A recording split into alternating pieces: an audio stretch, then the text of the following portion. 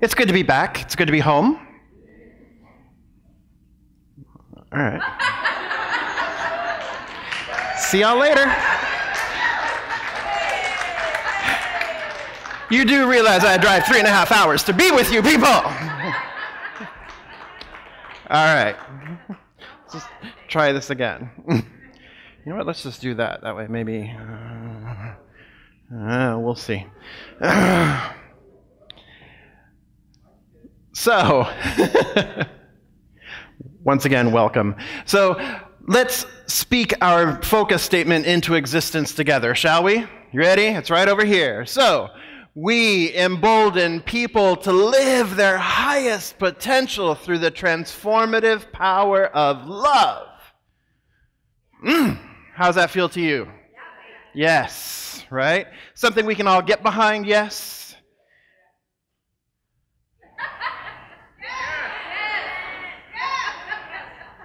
What did you guys do with my people last week? Did Kim Jera just take all of my people and replace me with different people? All right, so let's try that again. We embolden people to live their highest potential through the transformative power of love. And how does that feel? There we go. See what a difference that is? Wow. So here at Centers for Spiritual Living, we have a vision. That's our focus statement. That's our soon-to-be, hopefully, mission statement here for Riverside Community Center for Spiritual Living. But here at, I don't like that there. Here at Centers for Spiritual Living Worldwide, we do have a global vision statement. And that global vision statement is, we envision a world that works for everyone and all of creation. We envision a world that works for everyone and all of creation. So another way of saying that is we envision a world that works for all, which is today's talk title. It's the title of what we're talking about this morning, and the ideas that we're going to be sharing and exploring together this morning. Ernest Holmes, in our What We Believe statements, our Declaration of Principles, one of the Declaration of Principles states that we believe that the highest goal of life is the complete emancipation from all discord for everyone, and everyone is capable of achieving this goal. So we believe in the complete emancipation from all discord, and everyone is capable of achieving this goal. It's a pretty high idea of what it is that we believe.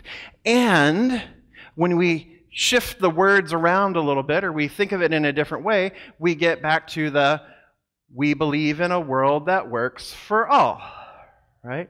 So a world free of discord. Ooh, what is that? Seems to be a lot of discord going on, right? If we watch the news or pay attention to anything that's going on, or just like cruise on Facebook, it's like there feels like there's a lot of discord. There feels like there's a lot of disruption. And what I know is that there is a divine discontent. There is a holy disruption that is happening, that is allowing and calling something forth to be brought forth and to move forward, to move us forward. This is what we are seeing in the world today, is an opportunity for us to show up differently, to show up in a whole new way. Because what it is that we believe here at Centers for Spiritual Living, what it is that we are all, how many? One, right? That we are all one. That there is only one power, one presence, one infinite eternal love, one infinite eternal beingness. We call it God, we call it Spirit, we call it divine love, whatever you want to call it. Fred, I don't care. Fred, right there, right? It doesn't matter what you call it. Each one of you has a name that you have been given, or a name that you have chosen, and that name is the name of the divine, because the divine lives right there where you are. It is the who of who you are, and it is the who and what you have come here to be.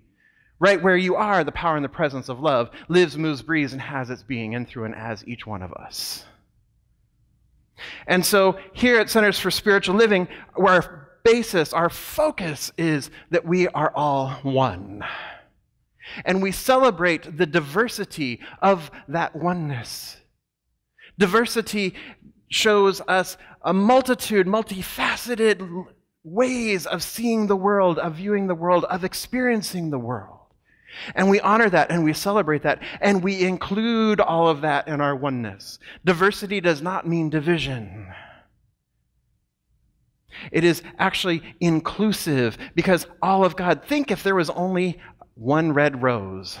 If that's all there was a red rose, what about the daisies and the sunflowers and the violets? If all we had was the one red rose. Wow, it's beautiful. But would we really appreciate it because that would be all that we would know? And so there's a great beauty in our diversity, and so we celebrate and we honor it and we include it at Centers for Spiritual Living. Because here at Centers for Spiritual Living, we are part of what we call a new thought movement. It'd be great if we had a new thought, rather than rehashing the same old ones.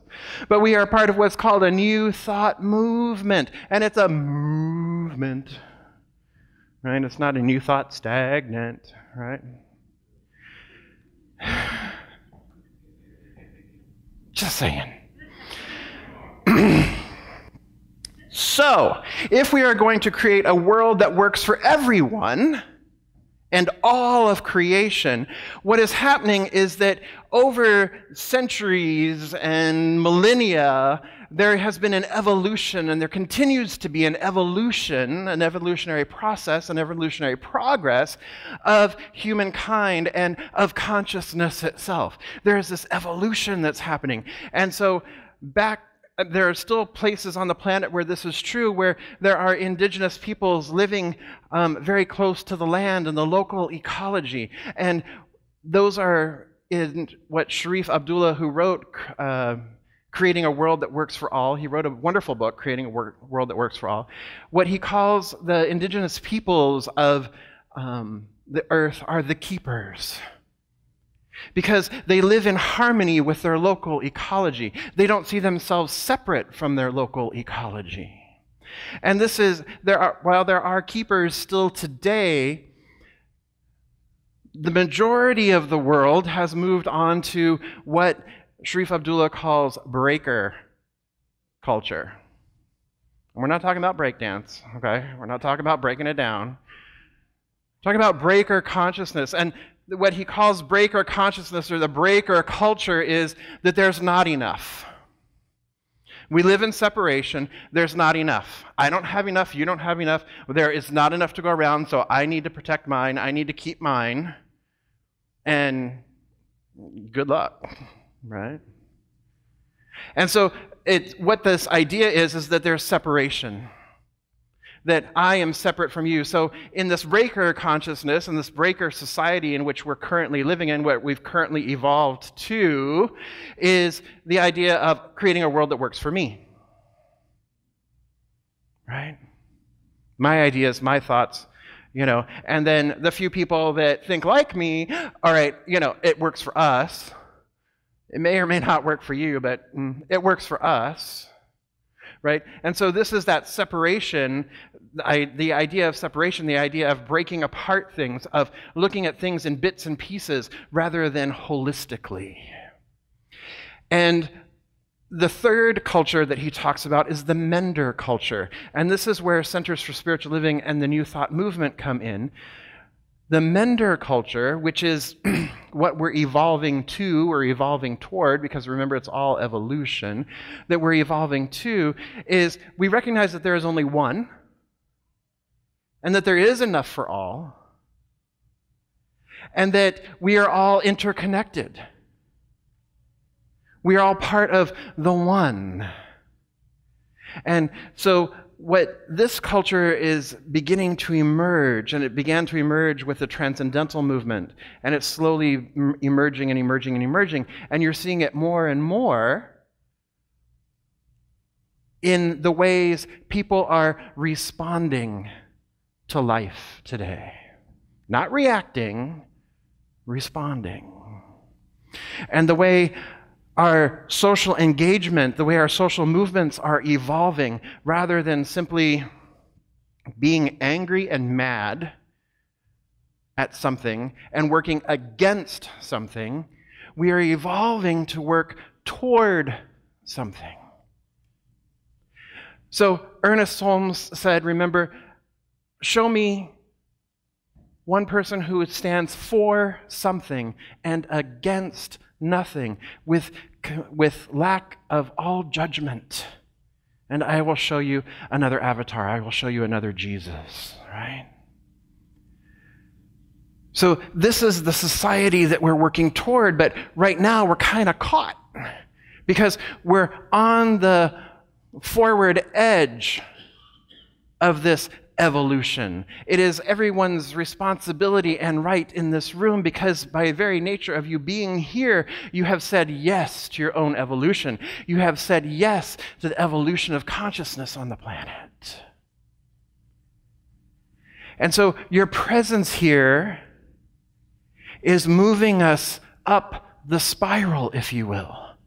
And the spiral always transcends and includes taking the best. And so what he shares with us, what Sharif Abdullah shares with us in creating a world that works for all, is that in order to have a world that works for all, we need three things: enoughness, okay, exchangeability, and common benefit. So enoughness.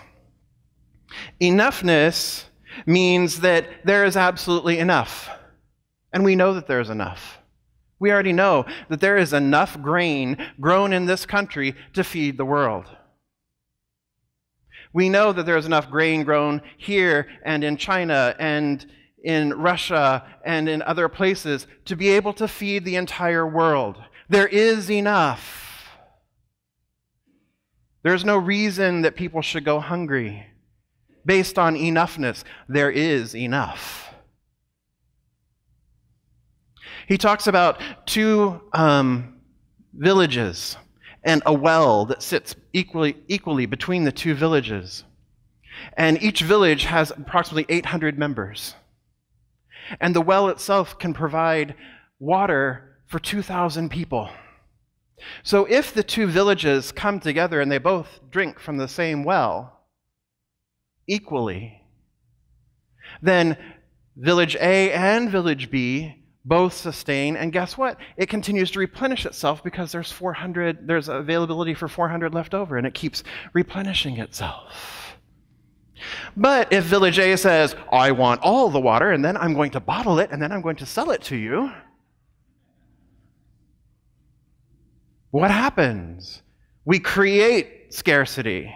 We create lack. We create limitation because somehow I think I should have it all, coming from a breaker consciousness. I should have it all and you should have nothing, but actually if you want something, you get to pay for it and then, I'll give it to you, rather than the win-win-win of everybody sharing, right? So enoughness is looking at our resources and realizing that there is enough. Exchangeability means that I can change places with you and you can change places with me, and while it might be somewhat uncomfortable, we'll both be okay. It might challenge our preconceived ideas. It might challenge our cultural beliefs. But if we were to trade places,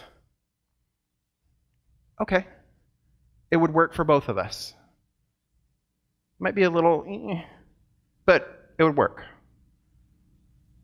And then the third one is the common benefit.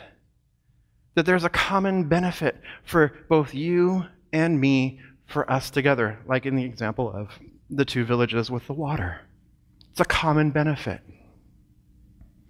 So what we can do is we can look at all the things that are happening in our society today, and we can evaluate them based on these three criteria. Look at them and see, okay, so is there enoughness? Is there exchangeability? And is there common benefit? This morning I came to the center. And there was a beloved asleep in front of the office door.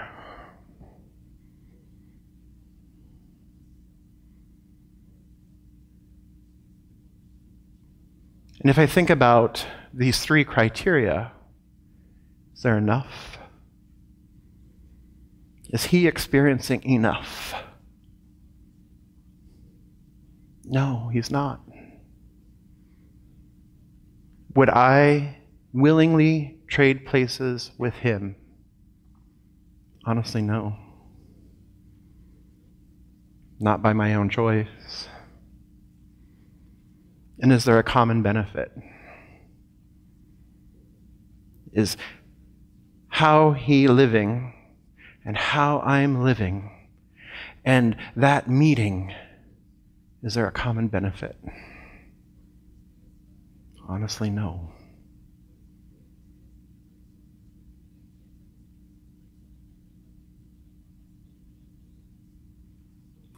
And so we can look at this on the very personal level. We can also look at it on a larger level. And what we see is that there's a mess. And the mess is nobody's fault. The Democrats didn't create the mess. The Republicans didn't create the mess. The rich didn't create the mess. The poor didn't create the mess. The mess simply is. We can try to assign blame to different people, but the mess simply is. And so fixing the mess or trying to correct the mess or clean up the mess, yes, we need to step forward and do our part in what we can do in this moment. But the bigger problem is, the problem is not the mess itself. The problem is the consciousness behind it that created the mess. It's the consciousness of separation, that I am separate from you. That you are not my brother, you are not my sister, you are not my sibling. That somehow I am different from you, I am separate from you.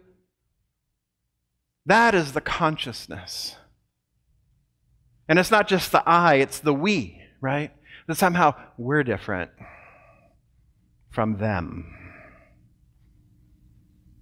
So it is a constant separation, that idea of separation, that is what creates the mess. And so how do we then clean up the mess? It starts right here with each one of us. We have to have a shift in consciousness, because the only way anything is ever going to change is if we stop and we begin to shift the consciousness. Because as long as I see that beloved laying in front of my door as separate from me, as another, as just someone down on his luck, maybe he's drug addict, maybe whatever, as long as I create that separation, we can work to end homelessness all we want. We can feed soup kitchens, we can do whatever we want. But as long as I am seeing a separation between me and this beloved, it won't change. We can have a blue wave in November, but as long as we are seeing us versus them, as long as there is somebody to defeat, as long as there is somebody to conquer, as long as there is an other, it will not change. It will not change.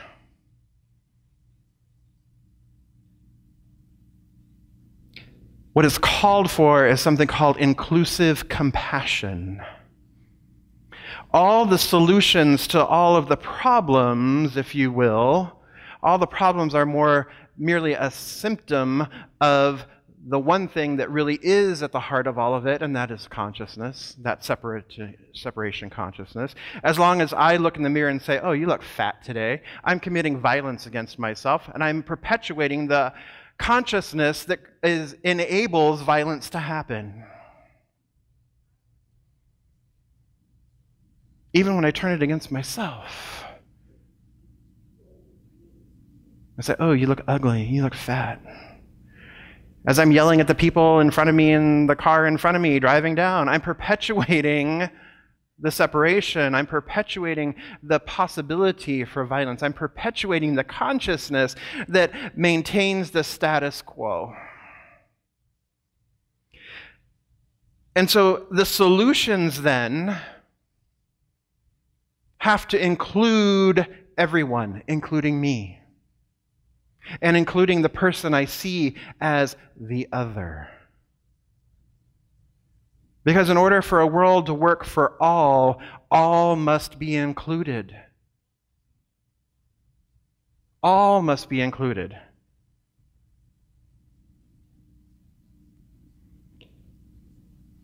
So it's a shift in consciousness that's required first. I need to shift what's going on within me to allow that inclusive compassion to come forth. Is it easy? No. But it is absolutely necessary. This is the work that we, sitting in this room, are called to do, to begin to shift in consciousness, to see our oneness, to recognize the beloved in the person in front of us, to recognize that this group of beloveds is truly the beloved incarnate as well. And we need to include them, not exclude them. We need to bring them to the table and sit and listen and recognize and see our common humanity. And beyond our common humanity, our one divinity that each one of us is. And so, solving the problems, we can try to put Band-Aids on things. But really, the problems, the mess, is intersectional. We can't separate out every little itty-bitty bit and try and fix this, because in fixing this, we're not necessarily taking into consideration that, in working on LGBT issues, are we also working on feminist issues? Are we also working on racism issues? Or are we solely focused on this? In working on racism issues, are we also considering the feminist issues or the LGBT issues? In working on feminist issues, are we also considering racism, and are we also considering LGBT? Where is the intersectionality? It has to be a common good for all. The solution has to, as I mentioned earlier, come from a place of enoughness, come from a place of exchangeability, come from a place of common benefit. We need to be working together, considering all aspects rather than just the single aspect. And that's a lot to take in. But that is where the work is. That is where the work is. And so we get to recognize our own part, our own privilege. Where are our privileges keeping us blind to solutions? Where are our privileges keeping us blind to larger problems? And we all have them, both privilege and problem. The fact that you're sitting in this room, in an air-conditioned room, able to hear this message, indicates a level of privilege.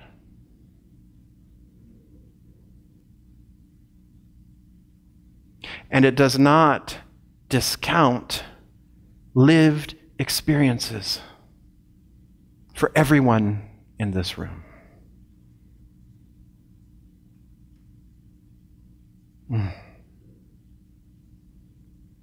And so the opportunity then is to recognize how I am contributing, how each of us is contributing to the mess, and stop it! Stop it!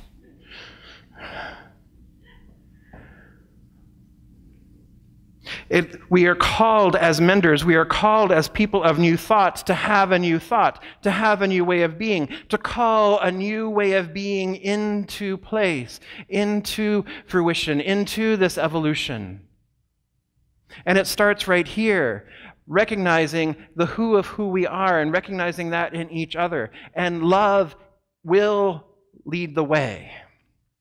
And we must not just sit in this room and kumbaya and om, right? We get to get out and we get to come from this place of oneness. We get to come from this place of enoughness that we then bring that to the table as we engage in making change and dismantling structures of oppression and dismantling structures of racism and dismantling structures of economic dominance. Dismantling these structures and replacing them, building up new structures from a place of love, from a place of interconnectedness, from a place of recognizing our oneness. Because it's not about them out there. It's about us in here. This is where the work begins. And then we take that and we step out into social engagement.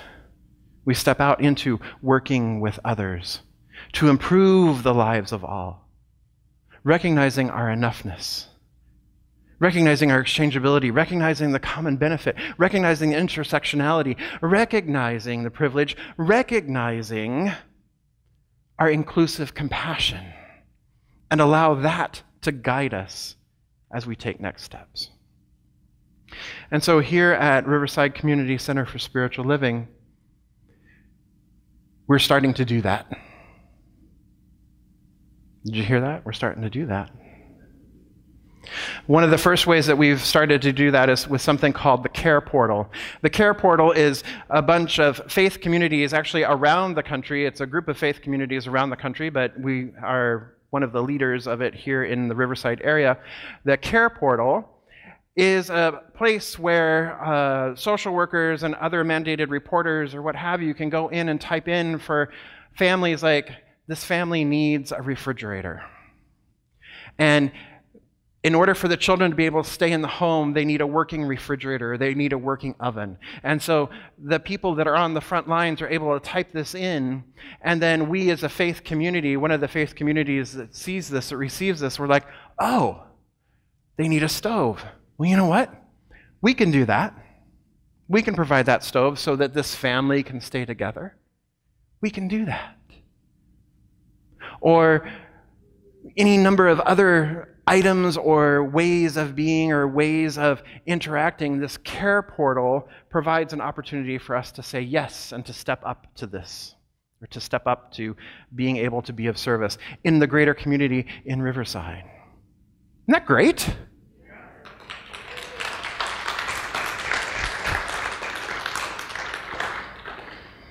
It's so easy. If all of us gave $5, that family would have a stove in no time flat, right? And then they could stay together. How awesome is that? Wow. You know? So this is one way, this is one opportunity that we have as we're participating in the Care Portal. Another way that we're participating, that we're moving into this arena from this place of high consciousness, of working together to build a world that works for everyone, is we are beginning to partner with the Interfaith Movement for Human Integrity. And that is, Hilda Cruz is one of the local organizers for that. They are very strong in the Bay Area, and they're very strong in Los Angeles. And we are working with Hilda to then begin to build the network here in the Inland Empire. And their primary work is about sanctuary, offering sanctuary to people in need of sanctuary. And one of the things that they are doing that Hilda did, and Shawnee, welcome. Shawnee Beeman is with us this morning. She is part of Rise Up California, as well as Indivisible 41. And she helped us with the vigil a couple of weeks ago, or last month. But one of the things that the Interfaith Movement for Human Integrity is doing is it is working with faith communities to help provide solutions, or to help find solutions. We already have the Inland Coalition for Immigrant Justice that is primarily law group, a group of lawyers and nonprofits who work from the legal aspect of things. And so what Interfaith Movement for Human Integrity does is it brings together faith communities to help support people in need. And people who have fled Central America seeking asylum. And so one of the beloveds, there is a beloved in Adelanto, and Shani and Hilda went and visited him, and his hearing last week was originally scheduled as a deportation hearing. And with the work of this group and the work of these beloveds, it was shifted from a deportation hearing to an asylum hearing. So that's wonderful. And so there's a lot of work that still needs to be done. And if you want to hear about Derwin's story, I invite you to see Shani afterward, if she sticks around, and I'm hoping that she does, to share her experiences with going to Adelanto. And she's going back there on Tuesday with Derwin's attorney. But because people stepped up and showed interest, he has a chance. His family has a chance because somebody said yes. And so this is a relationship that we're beginning to explore, and we're going to be exploring it through a series of visionings starting in August. So this community is stepping up and stepping forward in a much bigger and bolder way in our larger community of building a world that works for everyone, a world that works for all. That is something to be so proud of.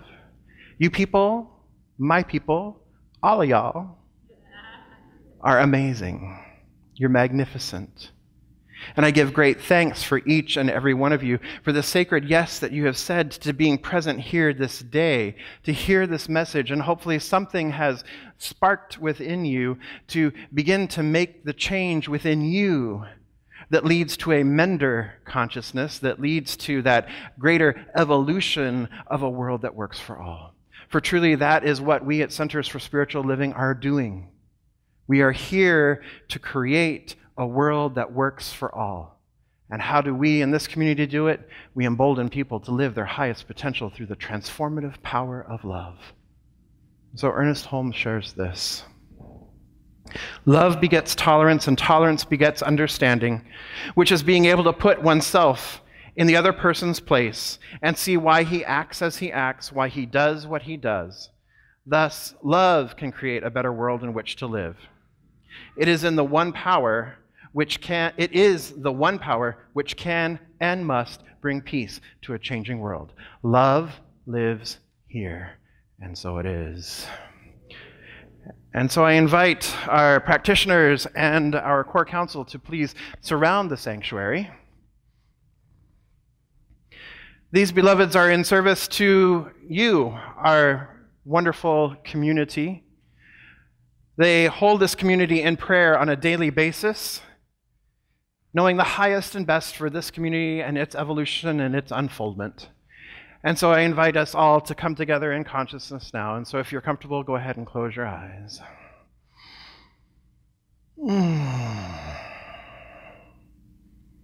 Oh, and how good it is to know that there is only one power, one presence, one life, one internal, infinite being, this one I call God, this one I call love, this one I call joy and peace and power and poise.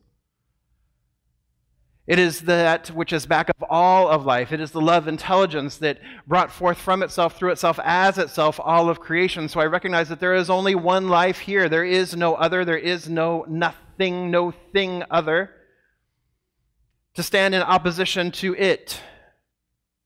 Because if there were, then there would be two. And if there were two, then the world would not be able to exist as it does. And so I know that there is only one. There can only ever be one. And this one shows up in a multitude of diversity, a multitude of experiences, knowing itself better and better in more and more infinite ways. For each one present here is the divine made manifest, is love made manifest.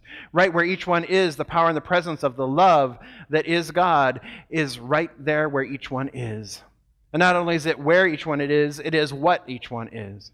For truly each one is the power and the presence of love, the divine made manifest, the divine emanation and impartation of Spirit.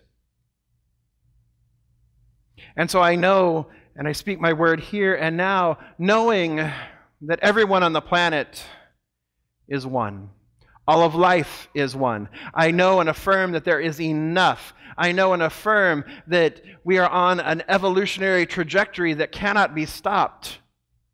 It is pure evolution calling us forward, pulling us forward to a higher level of consciousness, to a higher level of understanding of our oneness with God and with each other.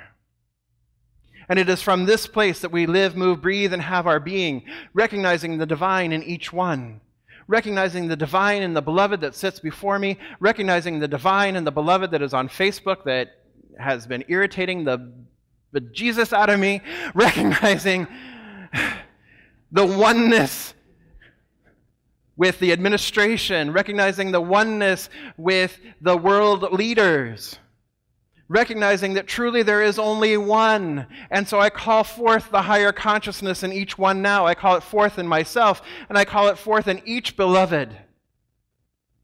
For truly it is in consciousness where life changes, where a world that works for everyone is created first and foremost. And so I recognize that we go out from this place this day, new, refreshed, recognizing that oneness and calling it forth in others. That we go out from this place standing for something and against nothing. That I let go of any idea of separation. I refuse to participate in ideas of separation anymore. I say, stop right now. And I breathe this in. I breathe in this new way of being, this higher calling upon my life. I surrender to it and allow it to live me. And therefore I live under grace and in perfect ways. And I give thanks for its unfoldment. I give thanks for that which already is and that which is coming forth into being now. And I simply surrender this word, releasing it into the law, knowing that this is already done, that a world that works for everyone is already done. I say yes to it, I accept it, I claim it, and I let it be so. And together we say, and so it is.